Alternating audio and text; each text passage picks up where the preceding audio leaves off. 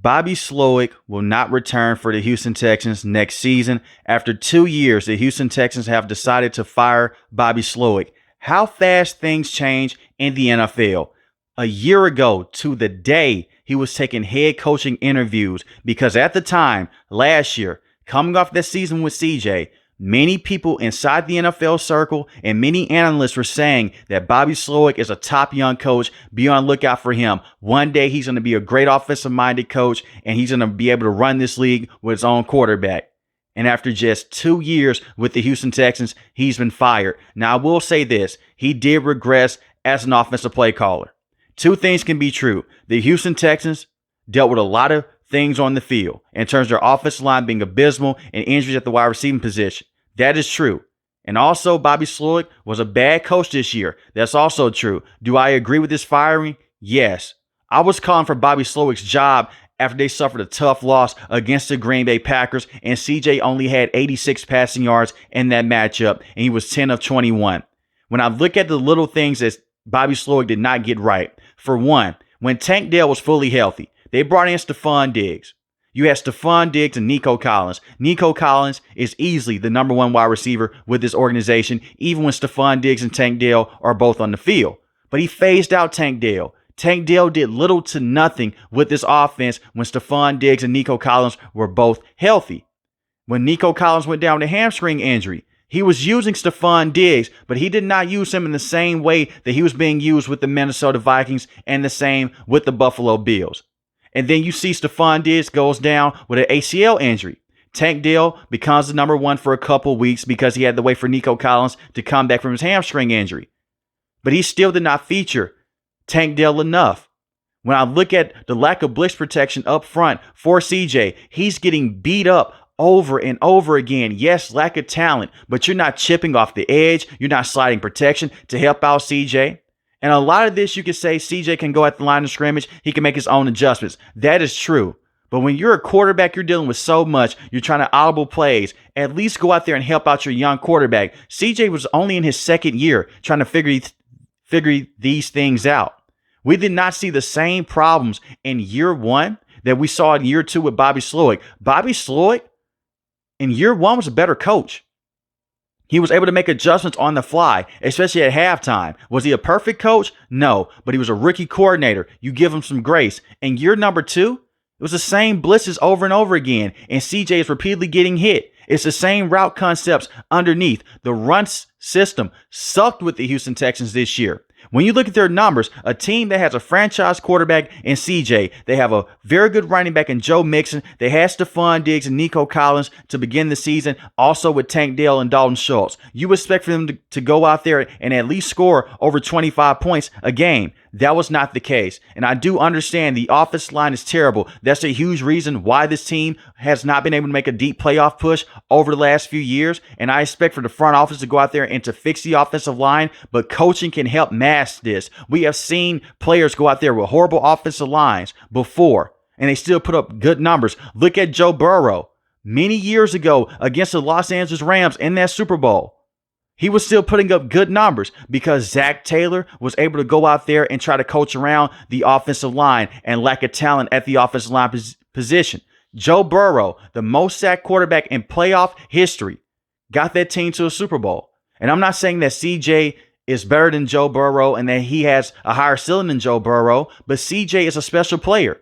He was able to get you to the playoffs not once, but twice in back-to-back years with terrible offensive line play. As a coach, go out there and help out your quarterback. Try to find a way to work around the bad offensive line play. And they've tried to shift guys around on the offensive line. It hasn't worked out just yet. They need to bring in more proven talent, more veterans. Besides Laramie Tunsil, they do not have a good, consistent offensive lineman. And when I look at the numbers this year with the Houston Texans, 319 yards per game. That was 22nd in the league. 207 passing yards a game. That was 21st. 112 rushing yards. That was 15th. And 21 points a game. That was 19th in this league. That's not good enough with a franchise quarterback like CJ. The expectations are higher now with the Houston Texans. You made the playoffs last year with a rookie quarterback. You brought in better defensive pieces. This is the same Houston Texans team that had 5 interceptions on Jared Goff, 5 interceptions, and they lost that matchup 26-23.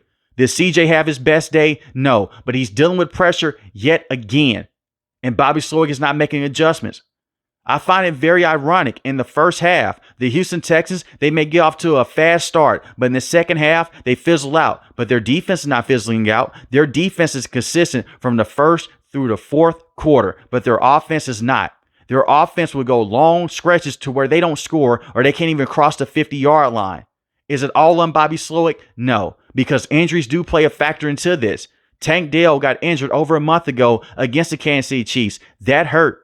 That hurt them a lot because he's a major deep threat. Bobby Slowik rarely used him as a deep threat, but when you gave him the opportunity, he's a huge deep threat. And I don't know if he will ever play with the Houston Texans ever again. He's not a big wide receiver. And to suffer back-to-back leg injuries, that sucks.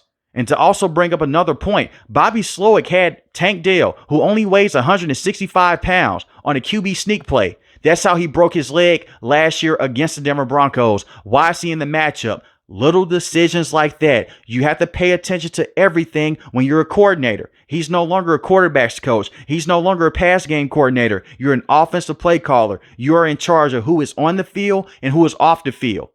It made zero sense to have Tank Dell, who was 165 pounds, on the field with 300-pound offensive linemen and you're running QB sneak. You can have Nico Collins on the field. He has a bigger body. He has a bigger frame. And to look at Tank Dell, to only use him as a wide receiver around the line of scrimmage and just to give him screen passes here and there, that's criminal. The only times to where I saw CJ target Tank Dell down the field is when the play broke down and he's pointing for him to go down the field with his speed. I hope that Tank Dell can come back and play with the Houston Texans, but it seems like he's going to miss all of next season recovering from this knee injury. Stephon Diggs, like I mentioned before, he went down. Non-contact injury, he tore his ACL. So we're really just depending on John Mechie and Nico Collins in the playoffs. And they were in that game against the Kansas City Chiefs. But CJ being sacked 8 times, that hurt them. And CJ did not have a bad game. Joe Mixon did not have a bad game. This is going to be one of the best coaching jobs to have right now because you get to work with a franchise quarterback, a very good veteran running back, and Joe Mixon, a true number 1 wide receiver, also with Nico Collins. Now, the offensive line play, I expect that it will be better. I trust Nick Caserio in the front office to go out there and fix his offensive line. The defense is loaded. All the problems that they ran into last year with the defense, not having a number 2 cornerback, they need to bring in another pass rusher to help out Will Anderson. They did that. When they lost their star pass rusher, Jonathan Gennard, to the Minnesota Vikings, they went out there and they brought in Danielle Hunter. And Danielle Hunter was amazing this year. The same with Will Anderson. That's the best pass rushing duo in the league this season. You have Azeez Al-Shaair at the linebacking spot, a very good tackler. You have Henry at the linebacker position. He's also a very good player. Christian Harris, he missed time this year. He's a very good run stuffer. Kamari Lassner is a true number 2 cornerback. Hell, on most teams, he will be a true number 1. He is phenomenal. You have Devin Singletary. Devin Singletary is a true lockdown cornerback. Look at what this team did against Justin Herbert and the Los Angeles Chargers. They forced him to throw 4 interceptions on the day. 4 interceptions and a pick 6. The fact that you had to rely on your defense to go out there and put you in short yardage situations and to go out there and help put points on the board says a lot about how bad this offense was at times this season with CJ. And CJ is not a bad player. Sophomore slumps do happen. But this was a coaching problem and an offensive line problem with the Houston Texans. And this is a great move to move off of Bobby Slowik. I look at the safeties that they have. Jalen Petrie, he missed time this year. He ended the season on IR. And his first year with D'Amico Ryans wasn't the greatest start to have with him and D'Amico. But this year, he looked very good. And you have Kellen Bullock at the safety position, who is also a ball hog. So the defense is loaded. D'Amico Ryans has held up on his end of the deal as being a defensive first head coach. But as D'Amico knows, when you're a head coach, you have to worry about everything. And he is close friends with Bobby Slowik. They coached together with the San Francisco 49ers. He brought him over from the 49ers when he was their former pass game coordinator. Now, I do believe that Bobby Slowik will find somewhere to coach in this league. whether it's as a quarterback's coach or a pass game coordinator. Just right now, he's not ready to be an offensive coordinator. And it takes a lot of guts for DeMeco Ryans to go out there and to admit, hey, I'm wrong. I have to go out there. I have to fire my friend to bring in someone else. I want to see the Houston Texans go out there and bring in a veteran offensive play caller to help out CJ long term. Because I do believe that CJ has not hit his ceiling just yet with the Houston Texans. And he is still in his rookie deal. You can bring in some more players. Bolster up this offensive line. Bolster up that wide receiving room. I wouldn't even bring back Stephon Diggs, to be honest with you, unless it's just on a cheap one-year deal.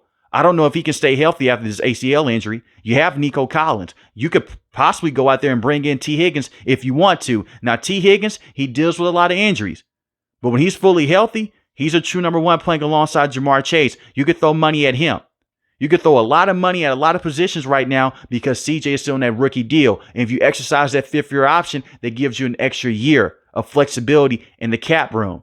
Because at that point in time, CJ may be making over $60 million per year. Right now, a lot of quarterbacks are making $50 to $55 million a year.